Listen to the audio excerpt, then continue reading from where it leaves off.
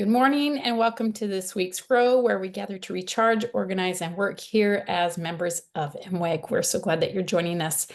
This week here at MWAG, we are celebrating National Volunteer Week. And if you are not aware, MWAG is run by a lot of volunteer hours and women who have a little bit of time or a lot of time that they can dedicate to helping our organization.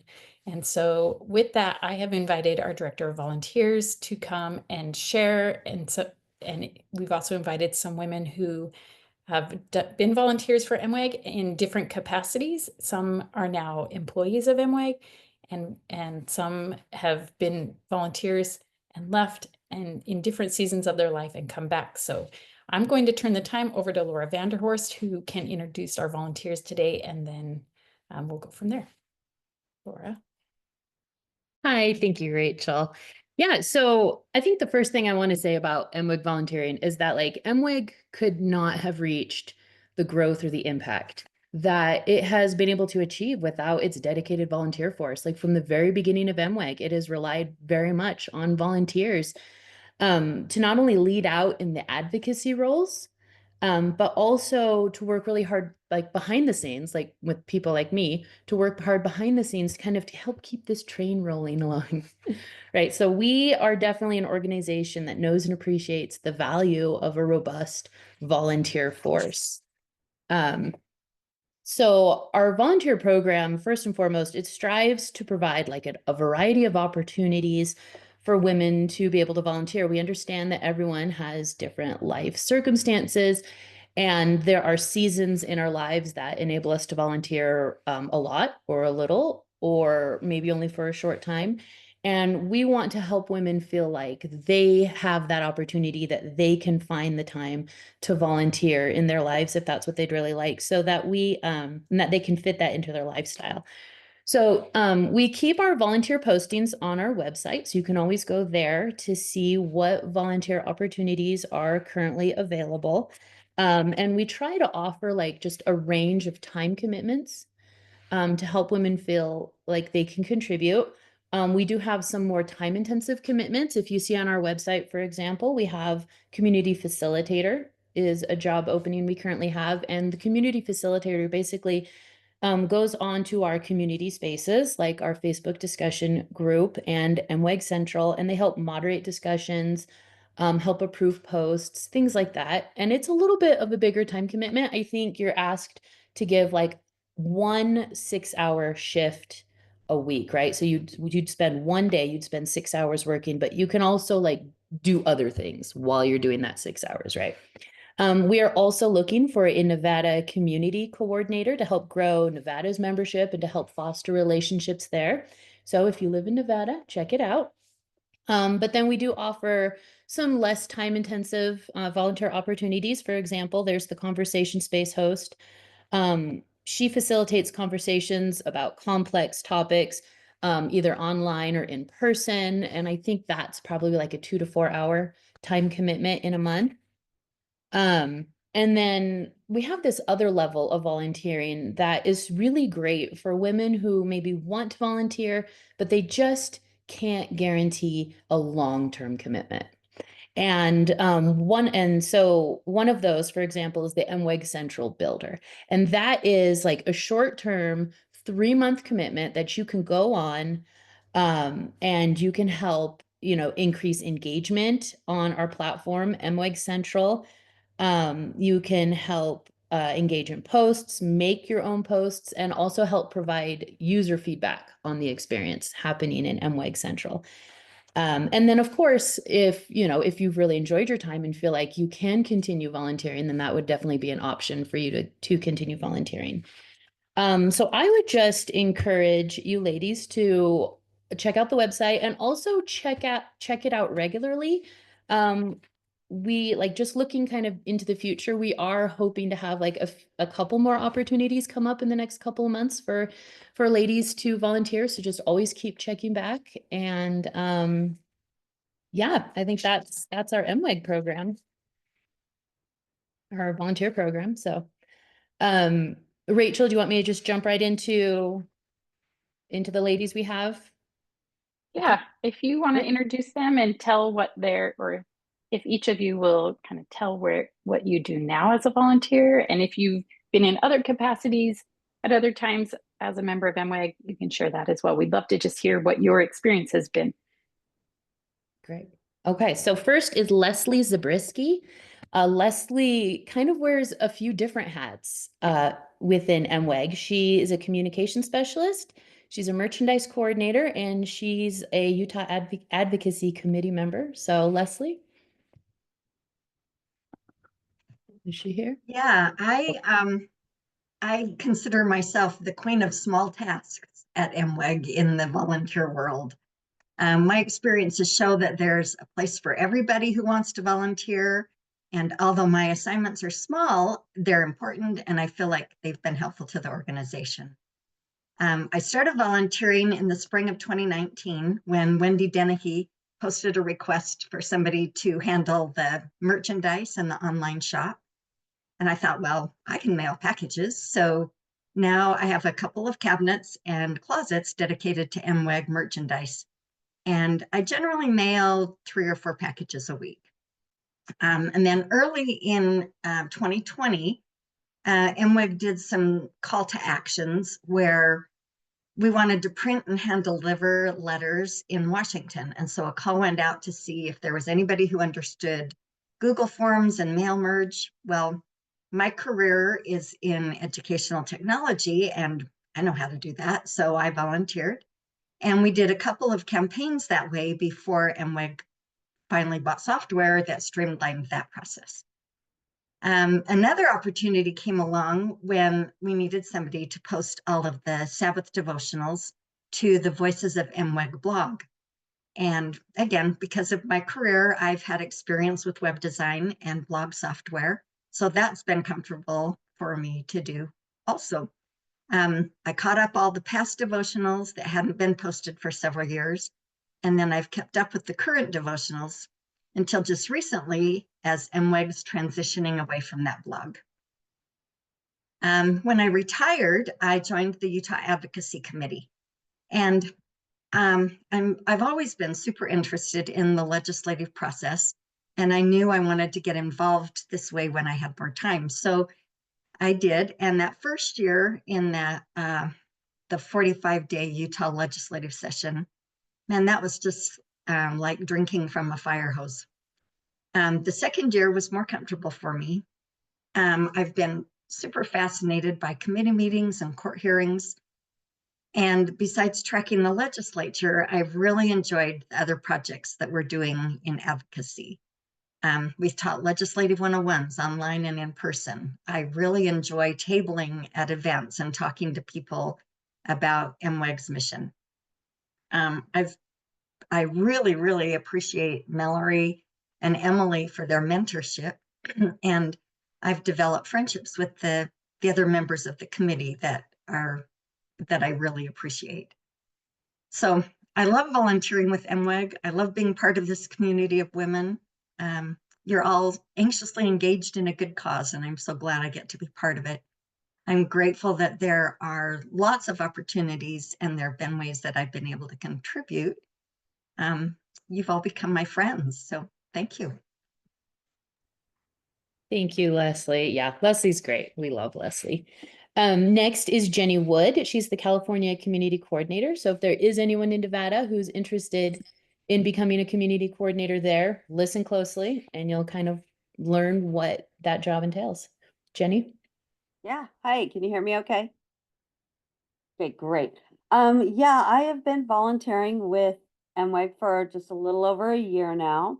I started out as the California Communications Coordinator, supporting the chapter lead at that time, and just trying to get on MWEG Central and, get people to come onto MWEG Central and doing newsletters and that sort of thing.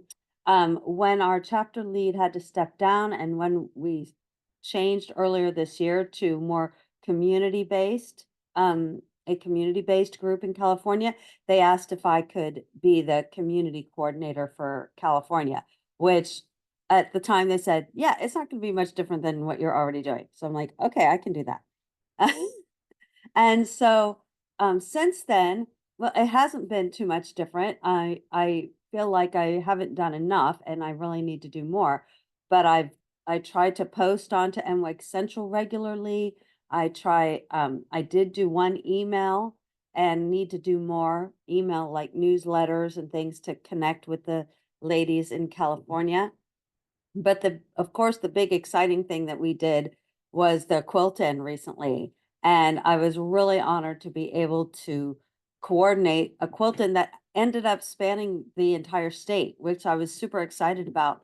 I'm in a little town called Tracy, and there's almost no MWEGers around where I live. So I decided I would maybe do a quilt-in using another advocacy group that I'm working with outside of MWEG, and see if the ladies there would be interested, which they were. But then I found out through Michael Ann that there was another lady in Los Gatos who wanted to work with me. And so we connected. She said she wanted to do the big quilt, the flag quilt, but didn't have enough people. And so she said, what if we partner? I said, great, let's do that. So we ended up having a bunch of squares come in from Los Gatos. We had some come in from Riverside and one from Temecula. So it ended up being like almost the entire state, just kind of getting together. They sent me their squares and I had a quilting friend help me, and we put together the whole quilt, and now it's almost ready to go. I have like 4 squares left that need to be written on.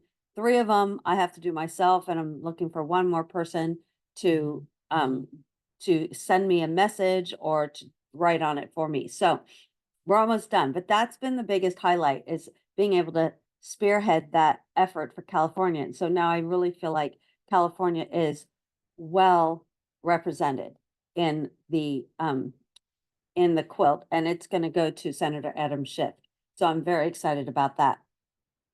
In the future, I would really love to connect the ladies in California more. I really want to get them to really meet up more on Central. I still am struggling with getting very many people to comment or post on MWEG Central. I really would like to identify the different groups and where they live. So I started mapping them on a Google My Map, and I'm finding that there are 3 enclaves of ladies within the state. And so I want to continue that effort and hopefully get those ladies together so that they can do advocacy as smaller groups within California as well. But it's definitely a work in progress. But otherwise, that's pretty much my experience. The other highlight was, of course, being able to go to the conference. I was thrilled to be able to come to the MWEG conference, and just really, felt the spirit and felt inspired while I was there. And so I look forward to continuing to do this great work for California. Thank you. Thank you, Jenny. And we really appreciate all the work that you're doing. You're doing a fantastic job. Next is Jane Anderson. She wears a couple of hats. She's a conversation host, and she's the Arizona State Director. Jane? Yeah, so I dipped my toe in, I guess it was 2022, and became a living room conversation host. And if for those who have not attended a structured conversation that MWEG puts on, it's a great opportunity to delve into deep conversation about a topic that sometimes might feel scary, but the way that living room conversation does it, it really makes it accessible. And I'm pretty busy. I have 4 kids, including identical twins that both have special needs. And my calling was very large at the time. And so I thought, I just really don't have a lot of time, but I felt an urgency that I wanted to do something. And so that volunteer opportunity was such a great fit. Number one, the time commitment was not large. And so there's a group of conversation hosts. So it wasn't on me that every month or every other week I had this very set commitment. It was that we'd have a calendar of opportunities in the next few months. And then amongst a group of women, we could select a day that worked best for us. And so I love that because it was really flexible. And then the second thing is I was a little, and I have no problem talking about any topic at length, whether I'm knowledgeable or not. But I was a little nervous about leading a conversation, especially if you're talking about something like politics and religion or race issues. And so the other great thing that MWEG does is they will always provide adequate training or more than adequate training so that you feel like you have what the skills you need. And so they allowed us to go through the official training for living room conversations, which was not only with people from MWEG, but it was with other volunteers as well. So it was really a fun networking opportunity, but it also was just a great learning opportunity for me. So even beyond my role as a volunteer with MWEG, it taught me lots of skills that I utilize now. So that was a really fun way to enter the MWEG world within the living room conversation group. And I'm sure this is the same with a lot of the other volunteers. You kind of get to know the volunteers you're working with in MWEG. So sometimes you might get on Central and be like, there are so many notifications. I feel a little bit lost. Where do I belong? But by entering even just a little bit into the volunteer space, I felt like I found a subgroup of people that I got to know better. And then I would see them on Central, and it just helped me feel like I was more a part of MWEG. So if that is an opportunity that comes up, I definitely think the conversation host is, it's kind of minimal commitment, but you get so much back from it. So I really enjoyed that. And then I moved from like a little bit of a commitment to a really big commitment. So now I head up Arizona, both the advocacy side and the community side. And I am loving every second of it. I shared in an MWEG space the other day, prior to this, I had many different career paths, as many of us women know. You have to shift gears a lot. But most recently, I had started a political nonprofit with a small group of people. And it ended with me as the executive director and the board chair holding hands and stepping down together because the other gentleman we had started with had decided to slander me and also withhold information about finances. And so it became apparent, like, I can't be a part of this organization because I don't feel comfortable with the practices. And to move into now working for MWEG, it is just so collaborative. It's so supportive. There's room for diversity of opinions. There's respect. There's listening. And so it's just been such a stark contrast. And so if you're finding that it's difficult for you in whatever spaces in your life, I can assure you, if you step forward to volunteer with MWEG, you're going to be met with really amazing, supportive women. So every interaction I've had has just helped me to grow, to learn, and I just love being a part of the organization.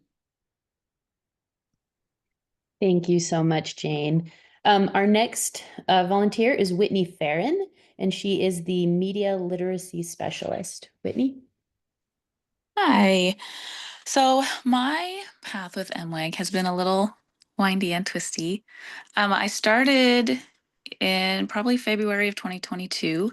I was just feeling, I was constantly reading the news and I was just distressed by everything, but I didn't feel like I was doing anything. And I wanted a way to be more active and participatory and stuff. And a few years before that, somebody had told me, oh, you should join this group called MWEG. So I did, but then I didn't really do a whole lot with it. I still got the emails. So when I started feeling like I need to do something more, I got an email and it had a list of volunteer opportunities. And I was like, I could probably do that one. So I filled out the application and somebody called me and she's like, actually, could you do these other two things? So instead of what I had originally intended, I ended up being a Facebook moderator, which was so much fun and such an easy job. It's, 6 hours a day, but you're really just kind of keeping an eye on it while you do your regular life.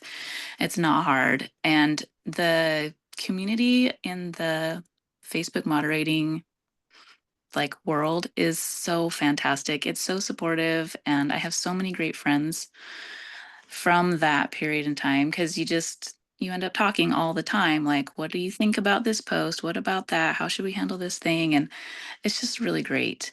So at the same time as that, I was also labeled the new member specialist because I was kind of coming into volunteering without a lot of experience of the organization because I had just kind of been on the fringe of it. And so they wanted more of an idea of what it was like for a new member to come in. Like, what are the processes that we're struggling with? Is the website difficult? Whatever. And it's been a while since I was doing that, but I can still see some of my influence in some of the ways things that work now. Like, the other thing I noticed the other day, the in MWAG Central, when you first join, you get a message from the members.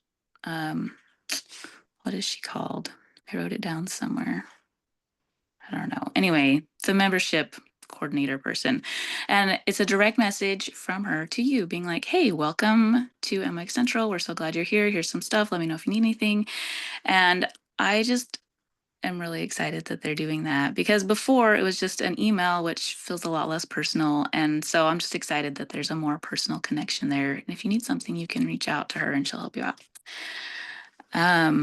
So as mentioned, I'm currently doing media literacy, but I actually have taken a step back from that for a little bit because I had like a big thing with my mom and it was very distressing. And so I'm kind of on break from that right now, but I've been working on helping build a course about media literacy, and then those media literacy posts that you see on Facebook or wherever, we build those. And again, an amazing team to work with. You know, everybody's just so great.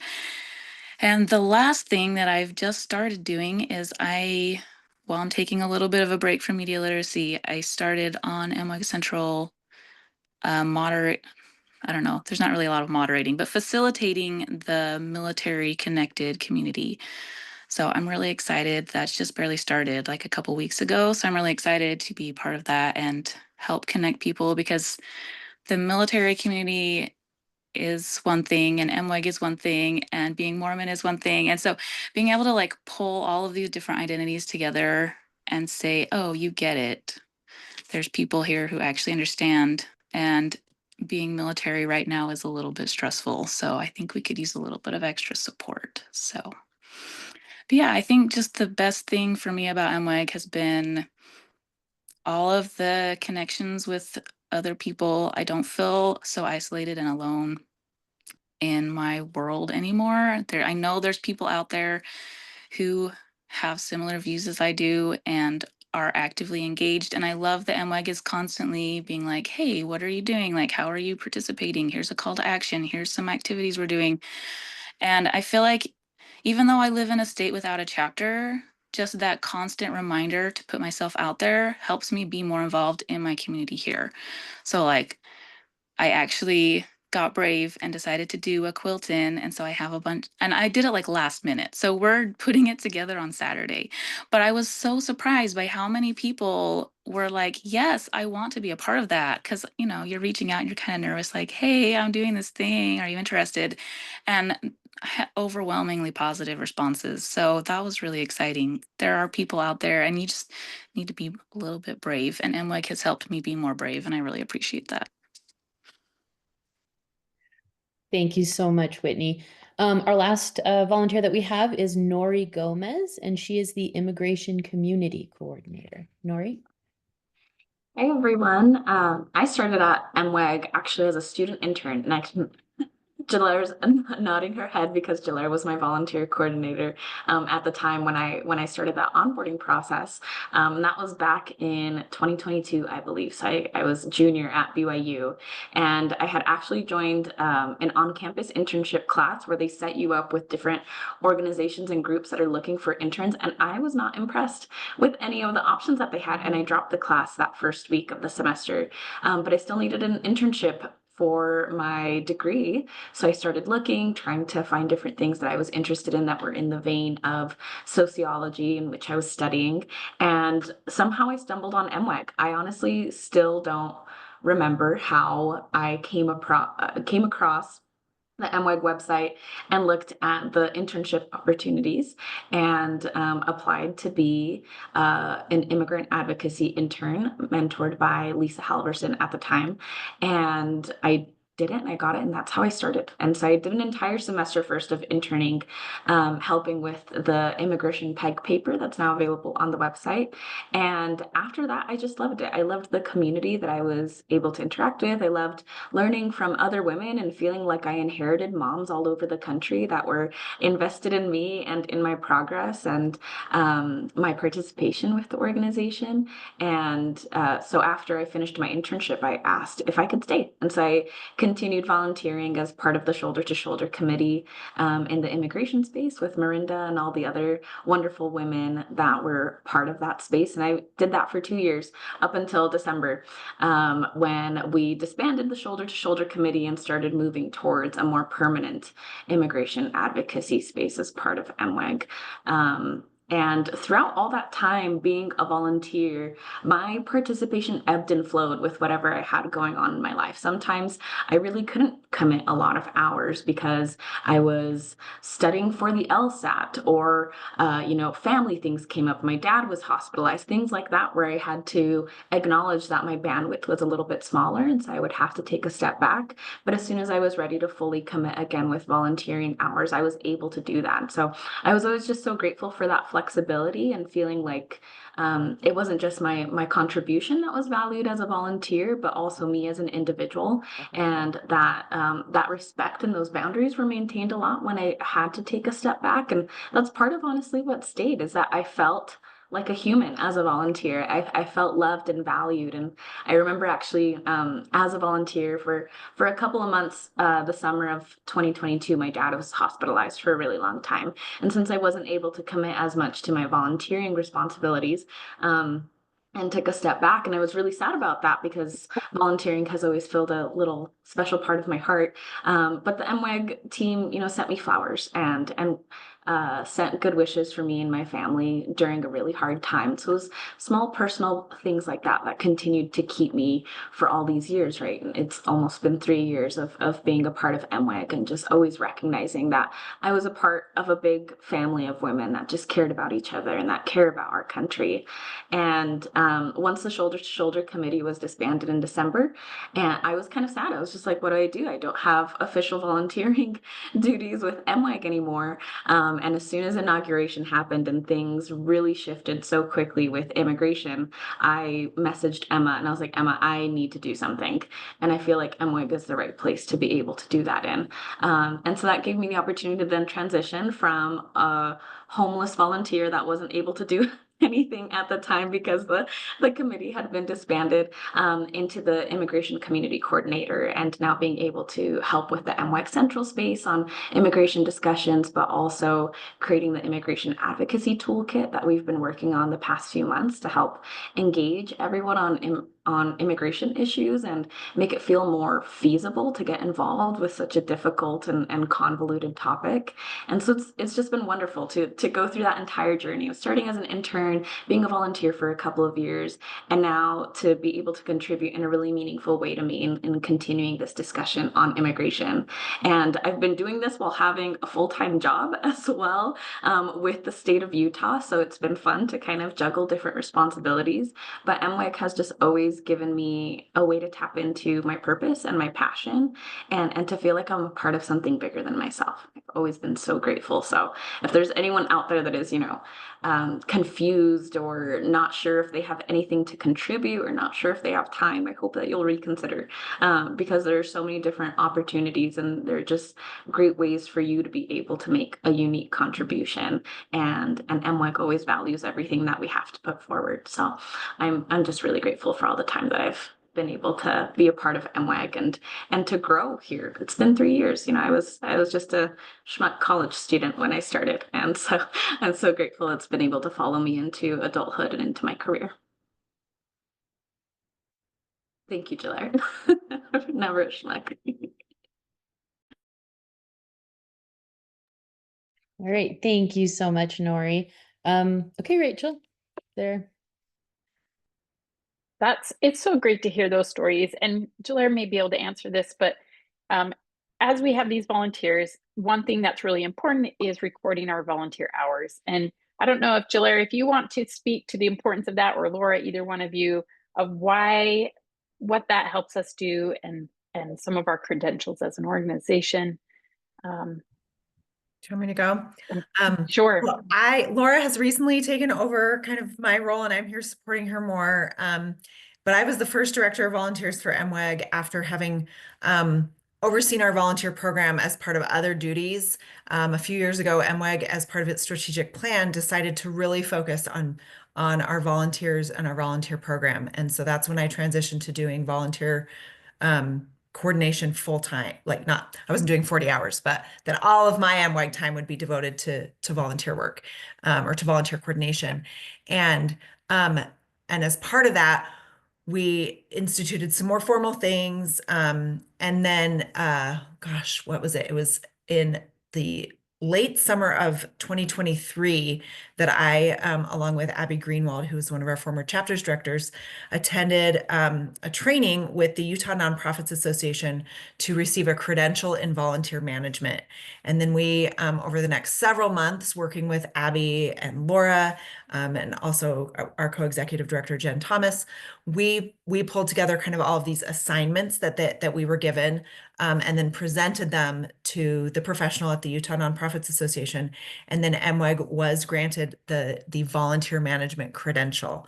And what that means is that we as an organization have learned and now are putting into practice all of these kind of professional systems and principles and just all of these best practices for managing our volunteer programs. And that has it was kind of a two things. Number one, we were really gratified to learn that a lot of the things that we were already doing, we were like, yes, we're doing it right. We already had some great onboarding and training systems in place.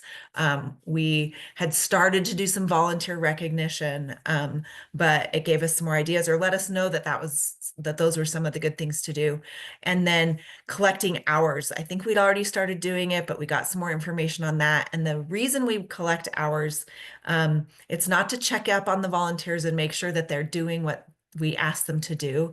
It's really a way for us to see how many hours it takes to do to do the things that we're doing, so that when we need to replace those volunteers, or maybe we need to say, gosh, these volunteers are putting in a lot of work, maybe we need to find somebody else to help them. It allows us to kind of assess those things. And sometimes, because of the role of our volunteers, but also sustaining members who help fund MWEG programs without a lot of strings attached, we're able to kind of pilot different programs. And then sometimes we say, okay, now that we know what this takes, we can put some money towards this in some real targeted ways. And so collecting that data is helpful for those things. It also, funders, partners, and our elected officials love numbers. And so when we can say this many, 100 women are giving 2,000 hours a year or 5,000 hours, I don't know. I should know what they are. I might have them totally off. But being able to give real numbers, which I'm obviously not doing right now, that's why they're in paper reports. Those sorts of things also give weight to the work that MWEG is doing. Just like in our quilting project, we want to have quilts squares from all 50 states. That number sounds great. Then anytime you can really assign some specific data to something, it is a very concrete way to demonstrate your reach, your influence, your power. And so when we ask you to turn in your numbers, please know it's not about checking up on you. It's really for adding it all together and putting in that power of the organization. And that's what we tell members too. For us to be able to say we have a certain number of members in a state, and then we go to that elected representative and say, our organization represents this many women, the same token, or the same rule applies with collecting those numbers for hours. And so the credential, just to quickly wrap up on that, it's the sort of thing that for us, I think, made us better at what we were doing, gave us some, let us know where there were some gaps and some holes in what we were offering our volunteers. And so some of these shorter term volunteer opportunities that Laura described earlier, like the MWEG Central Builders, those are a direct result of the volunteer credential, the volunteer management credential, was this idea that we wanted to provide a greater variety of opportunities for members to get involved as volunteers. And we realized we were kind of shutting the door on some women who weren't ready to commit long term, but they said, I can give you the next 2 months or the next 3 months. Or we got 1-day volunteers to help at the MWEG annual conference. And so it was a really valuable thing for us as an organization to learn that because we were just like many of us who came to MWEG, we weren't professional volunteer managers. I don't have an HR background or anything like that. We were really making it up as we went along, trying to use many of the skills we'd learned as in our callings in the church or as PTA volunteers, using those organizational skills, but then to really learn more about what it means as a nonprofit to build a mission statement and some real goals for our volunteer program was really valuable. And so it's something that I think we're really proud of and Laura and I built in kind of a means of regularly checking that mission statement, regularly looking at some volunteer management principles, sharing them with our leadership team. And so it's not just something that we did and turned in a year ago and got the little badge for our website. We continue to revisit those things that we learned and see how we can improve it. And so the last thing I would say is if any of those volunteers out there have feedback, complaints, positive, reinforcement, there is a volunteer feedback form that is included that Laura will send out each month in the volunteer monthly newsletter. And you're always welcome to say, this is really not working well. Please, can we fix this? And that's the kind of feedback that we want and is important for our program. So, and you can see the other badges that MWEG has earned from in other things because the Utah Nonprofits Association has provided training for some other things to help us I think grow up as an organization from that Facebook group that started 8 years ago into the fantastic nonprofit that we have now. And so that's just volunteer management. It was just one step. Thank you so much for sharing that and explaining it. And I love that Julia said, it can be short term, a couple hours a month for just a few months. I'm just going to close. I love this quote from Margaret Mead, and MWEG has posted it before, and we've shared it at conferences, but never doubt that a small group of thoughtful, committed citizens can change the world. Indeed, it is the only thing that ever has. And it is, our volunteers here are essential to helping us as an organization to do the work that we're doing. And even just hearing people, Jenny, talking about organizing a quilt-in with another organization. We've had members that the quilt-in, since that's our most recent kind of initiative that people are doing as a gathering type activity, that it's been just a few hours, one night a week, but it took a few extra hours to coordinate. And then they're going to mail those quilts and squares on, and that little piece of volunteer time is done, but it will make an impact as those quilts are delivered, and hopefully the message from women of MWEG and women around the country are shared with the representatives that we're watching, and we want to hold them accountable. So thank you to all of our MWEG volunteers out there. If you're watching this, and if you just thank you for the work you're doing, and thank you for those that joined us today to share your experiences. Each one of you have been integral parts of MWEG. So we hope that you will join us again next week on next week's Grow. We'll have a guest from a partnering organization. So until then, I'll say see you later.